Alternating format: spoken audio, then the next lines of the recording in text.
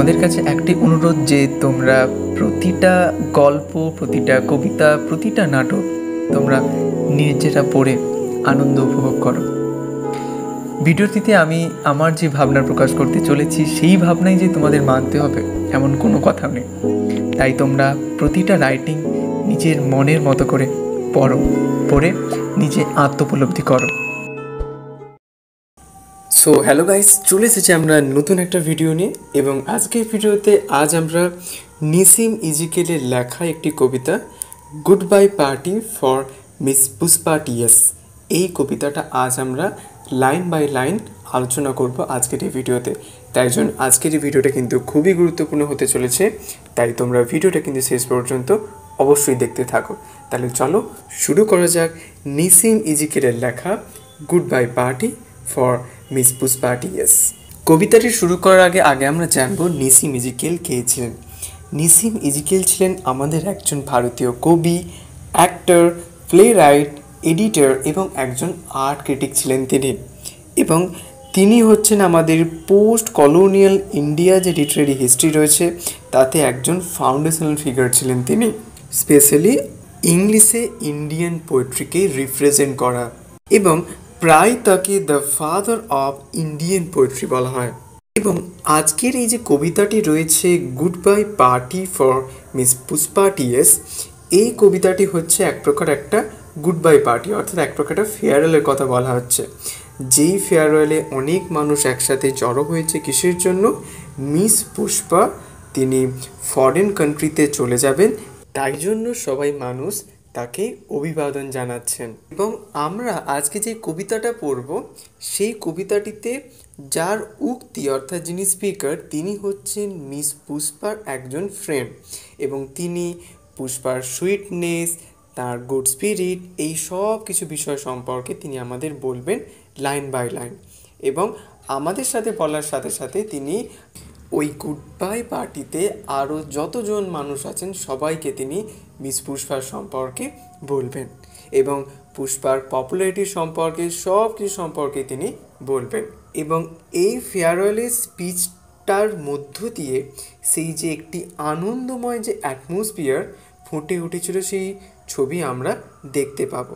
এবং এখানে কবি খুব সিম্পল ল্যাঙ্গুয়েজে তিনি মিস পুষ্পার কাইন্ড, তার সেলফলেস নেচার, এগুলো সম্পর্কে তিনি বলবেন আমাদের।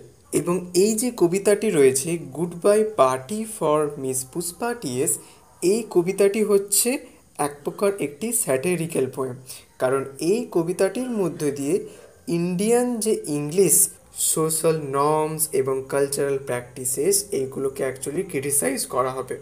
তাহলে চলো শুরু করা যাক কবিতাটি good bye party for Miss Pushpa T S.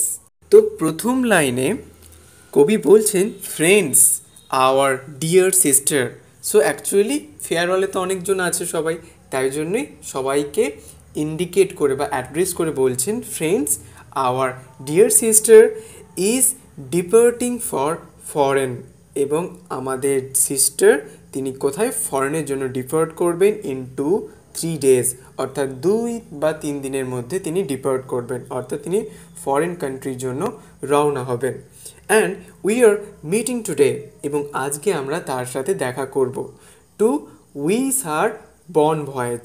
এবং কেন দেখা করব? কারণ তার যে এই যে ফরেন তিনি চলে যাবেন তার জন্য আমরা শুভযাত্রা কামনা করব। ইউ আর অল নোয়িং, এবং তোমরা সবাই জানো friends, what sweetness is in miss Pushpa, অর্থাৎ মিস পুষ্পার মধ্যে যে কতটা সুইটনেস রয়েছে তোমরা সবাই জানো। I don't mean only external sweetness, আমি শুধুমাত্র এক্সটার্নাল সুইটনেসের কথা বলছি না, বাট ইন্টারনাল সুইটনেস, এবং তার অন্তরের মধ্যে যে সকল সুইটনেসগুলো রয়েছে সেগুলোকে তিনি বলছেন। Miss Pushpa is smiling and smiling, এবং মিস পুষ্পা হাসছেন এবং হাসছেন। ইভেন ফর নো রিজন, এবং কোনো কারণ ছাড়াই হাসছেন। But simply because she is feeling, কিন্তু খুব সিম্পলভাবে, অত্যন্তই ইনোসেন্টভাবে তিনি তার স্মাইলকে সবসময় এক্সপ্রেস করেন। বিকজ কারণ কি? সি ইজ ফিলিং, তিনি অনুভব করছেন। মিস পুষ্পা ইজ কামিং, অর্থাৎ মিস পুষ্পা আসছেন ফ্রম ভেরি হাই ফ্যামিলি, এবং খুব উঁচু ফ্যামিলি থেকে তিনি আসছেন। হার ফাদার, এবং তার বাবা ওয়াজ রিনাউন্ড অ্যাডভোকেট, এবং তার বাবা হচ্ছেন একজন খুব সুবিখ্যাত একজন অ্যাডভোকেট ইন বুলসার অর সুরাট, অর্থাৎ যিনি বলছেন তিনি বলছেন যে হবে হয়তো বুলসারে না হলে সুরাটে। I am not remembering now which place, কিন্তু আমি এখন মনে করতে পারছি না কোন জায়গাটা, বুলসার না সুরাট। সুরাট, ইয়েস ইয়েস, তখন তিনি নিয়ে কি প্রশ্ন করছেন, ও সুরাট, হ্যাঁ অবশ্যই Surat. Once only I stayed in Surat, কারণ আমি একটা সময় সুরাটে থাকতাম উইথ ফ্যামিলি মেম্বার্স, এবং ফ্যামিলি মেম্বার্সের সাথে। Of my uncles very old friend, এবং আমার আঙ্কেলের যে খুব পুরনো একটি বন্ধু ছিল, হিজ ওয়াইফ, এবং তার স্ত্রী, ওয়াজ কুকিং নাইসলি, এবং তার স্ত্রী খুব সুন্দর ভালো রান্না করতে পারতেন। দ্যাট ওয়াজ লং টাইম এগো, এবং সেটা অনেক বছর আগে। Coming back to miss Pushpa, চলো তার মিস পুষ্পার সম্পর্কে আসা যায়। She is most popular lady, এবং তিনি হচ্ছেন অত্যন্ত একজন পপুলার লেডি, খুবই জনপ্রিয় একজন মহিলা। With main also and ladies also, অর্থাৎ মেন উইমেন সবাই মিস পুষ্পাকে খুব ভালোভাবেই চেনেন। When ever I asked her to do anything, এবং যখনই আমি তাকে কিছু কাজ করার জন্য যখনই বলতাম, সি ওয়াজ সেইং, তিনি সবসময় বলতেন, just now only I will do it, যে আমি এক্ষুনি করে দিচ্ছি। That is showing good spirit, যেটা তার অন্তরের মধ্যে যে গুড স্পিরিট সেটাকে ইন্ডিকেট করতো। I am always appreciating the good spirit, এবং আমি সবসময় এরকম ভালো গুড স্পিরিটকে আমি অ্যাপ্রিসিয়েট করি। Pushpa miss is never saying no, এবং মিস পুষ্পা কোনোদিনও না বলেননি। Whatever I or anybody is asking, যখনই আমি বা অন্য যে কেউ যখনই তাকে কোনো কিছু জিজ্ঞেস করতো, she is always saying yes, এবং সবসময় তিনি ইয়েস বলতেন। And today she is going, এবং এখন তিনি চলে যাচ্ছেন, কিসের জন্য চলে যাচ্ছেন, টু ইমপ্রুভ হার প্রসপেক্ট, এবং তার সম্ভাবনা জন্য তিনি চলে যাচ্ছেন বিদেশে। And we are wishing her bon voyage, এবং আমরা এখন তার শুভকামনা করব। Now I ask other speakers, এবং এখন যিনি যেই স্পিকারটা বলছিলেন তিনি এখন বললেন যে এখন আমি অন্য কোনো স্পিকারকে বলছি টু স্পিক, বলতে।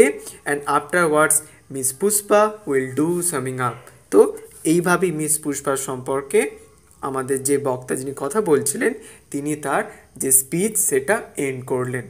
এইভাবে Nissim Ezekiel good bye party for Miss Pushpa T S এই কবিতাটির মধ্য দিয়ে মিস পুষ্পা টিএসের মধ্যে যে সকল গুড গুড কোয়ালিটিসগুলো ছিল সেইগুলো সম্পর্কে তিনি অ্যাকচুয়ালি অ্যাডমায়ার করলেন তার এই কবিতায়।